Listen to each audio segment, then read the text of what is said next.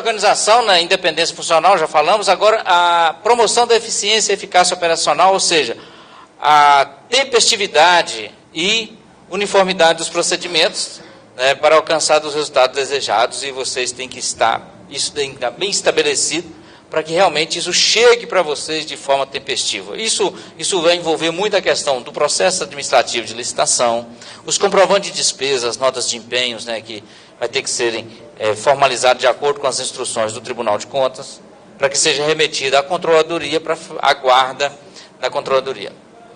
Confiabilidade e tempestividade dos registros e demonstrativos, especificamente a questão contábil. Aí vamos chamar atenção para a questão patrimonial agora. Eu não sei como é que vocês estão procedendo lá no município de vocês, a questão do inventário dos bens, né?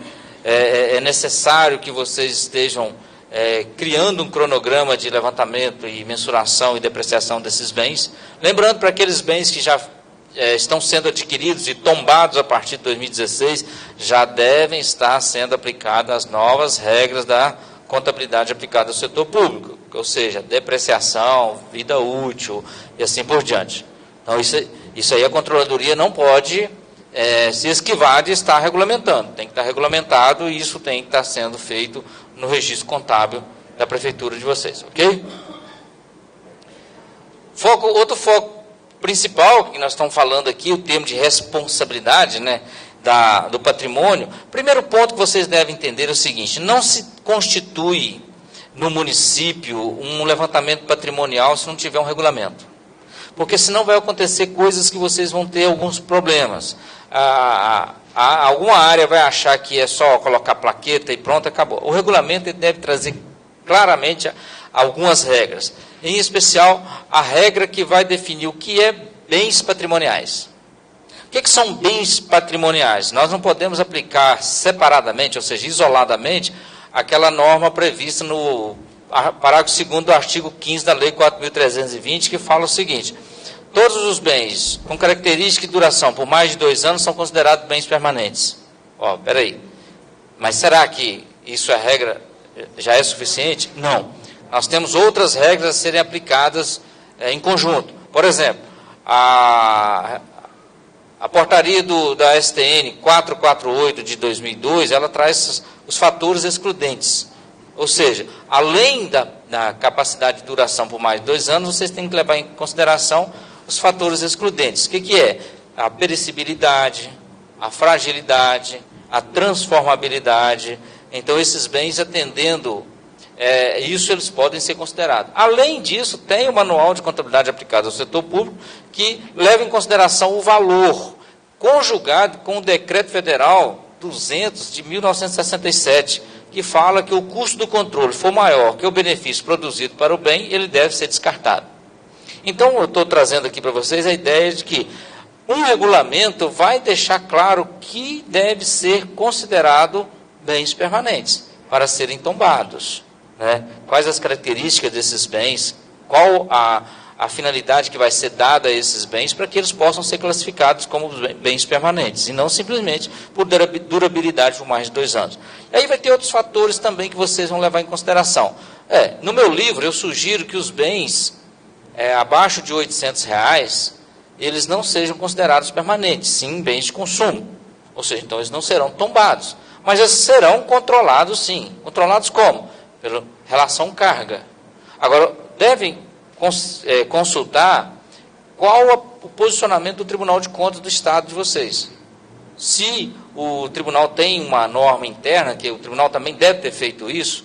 Vou dar um exemplo do Tribunal de Contas do Estado de Rondônia. Ele estabeleceu em 2010 que bens que obedecem às características de bens permanentes, mas com valor inferior a R$400, não será considerado um material permanente, né? Então, leve em consideração, porque aí nós temos uma série de coisas que serão controladas por relação carga. Por exemplo, mesas escolares, cadeiras escolares. Então, vai eliminar um monte de coisas, né, do patrimônio de vocês. Isso tem que ser feito via regulamento, tá, gente? Então, quando vocês consultarem lá o site da editora para comprar o livro, tem lá o livro de patrimônio, que serve como modelo de regulamentação a nível de município para a área de patrimônio. Pois não. editorajuruá.com.br ou juruá.com.br. Aí você tem que ir lá na loja virtual e consultar lá, professor Milton Mendes Botelho, vai aparecer minhas obras lá, pois não? Juruá, JURUA.com.br, por coincidência aqui de Curitiba, né? Vocês podem adquirir lá, ok? Então, a área de patrimônio deve receber uma atenção especial por parte da controladoria para normatizar esses procedimentos, tá? Lembrando que a portaria 548 do STN, ela traz os prazos para serem enviadas as informações ao SICONF. Não quer dizer que vocês vão começar a fazer esse trabalho a partir daqueles prazos. Isso já está em vigor, essas normas já estão em vigor, vocês devem obedecê-las, ok? Tudo bem.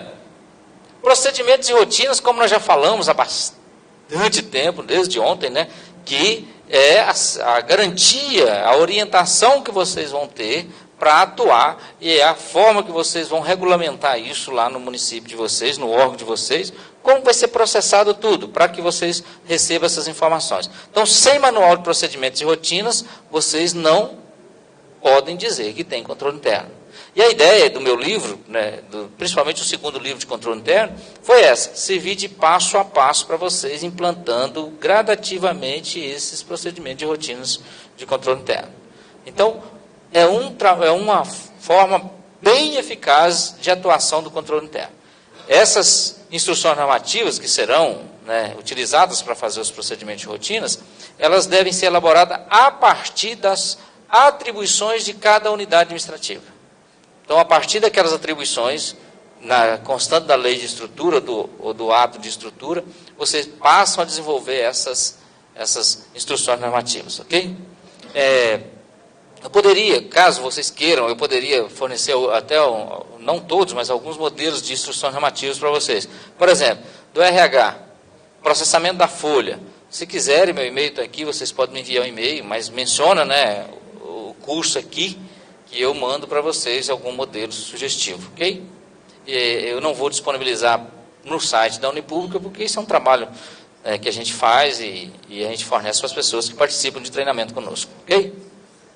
Bom, vamos lá, administração responsável. Vamos conversar um pouco sobre uma administração responsável. Mais uma vez, vamos imaginar uma coisa no mundo feliz, não só no mundo feliz, mas que nós podemos trabalhar para que realmente elas venham a acontecer. O que seria uma gestão eficiente, atualmente falando de municípios? Bom, planejamento e controle. Tudo começa por aí.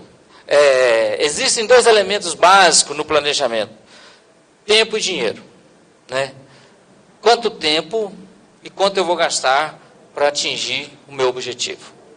E para comprovar a execução desse planejamento, é preciso estabelecer procedimentos de controle. Certo? Então, que não é muito falado nem lembrado. Vamos falar uma coisa bem simples.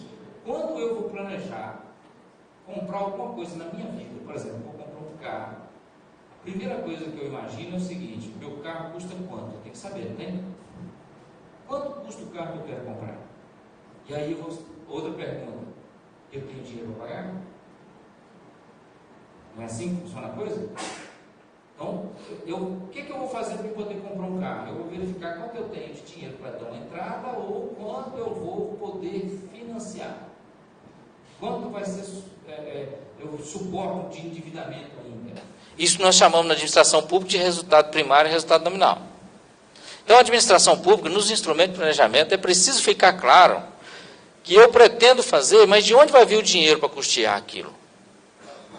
Aí a gente ouve falar muito do orçamento participativo, que a legislação diz que tem que haver participação popular na elaboração desses instrumentos, né? Só que o conceito de orçamento participativo, ele é ainda um pouco fora do padrão. Por exemplo, vamos imaginar que você, Silvia, é a prefeita lá da sua cidade. Como você é a prefeita, você tem por obrigação saber quais são as necessidades da sua comunidade, correto? E para fazer isso, você tem que que para fazer um orçamento participativo você tem que primeiro saber conhecer a realidade financeira do seu município. Porque daqui a pouco você quer fazer tudo, mas não tem dinheiro para fazer nada. Então, se um determinado bairro ele é organizado e vai fazer um orçamento participativo, você deve estabelecer quais as necessidades daquele bairro. Vamos imaginar que naquele bairro tem a necessidade de construir uma unidade de saúde, uma creche e uma quadra esportiva. Você tem dinheiro para construir as 3 juntos? Não. Você tem dinheiro para construir uma por ano. Então, o que você vai levar para aquela comunidade é o poder de decisão para priorizar qual você faz primeiro. E não quais as obras que eles querem que você faça. Porque se você perguntar isso para eles, eles vão pedir tudo. Então, o que você tem que saber? Primeiro, eles necessitam disso. E eu tenho dinheiro para fazer uma por ano. Então, qual é a consulta que você vai fazer para eles? População, eu tenho 3 obras para ser feitas nesse bairro, mas tem dinheiro para fazer uma por ano. No primeiro ano eu faço qual? No segundo ano eu faço qual? No terceiro ano eu faço qual? Isso é participação popular. Eles estão definindo as prioridades. Então, esse instrumento de planejamento, quando você estabelece um manual de orçamento, ele é elaborado de forma que facilita o controle. Como eu disse, nesse instrumento de planejamento, vocês vão exigir que seja informado lá, lá o gestor do programa. E cada gestor vai indicar o gerente de cada programa, para que realmente vocês consigam fiscalizar isso de forma mais eficaz. Vocês vão atuar diretamente com o fiscal de cada programa. Então, o planejamento é um ponto importantíssimo para o exercício da função fiscalizadora. Certo? Bom, administrar receitas. Administrar receitas, quando a gente fala de administrar receitas, a gente está falando de fluxo de caixa. Fluxo de caixa que é feito obedecendo às fontes de recursos. O que é um fluxo de caixa? É o que realmente entra, é o suficiente para pagar as minhas obrigações. Então, esse fluxo de caixa ele tem que ser criado e controlado através do chamado cronograma mensal de desembolso, previsto lá no artigo 8º da Lei 101. Então, administrar a receita hoje é uma função mais profissionalizada que há muitos anos eram feitas nas prefeituras. Então, hoje você precisa ter um bom, gerenciador financeiro para que possa utilizar as transferências em contas bancárias conforme a fonte de recursos previamente determinada. A instrução normativa do próprio tribunal já identifica quais são as fontes de recursos que deverão ser utilizadas. Perfeito?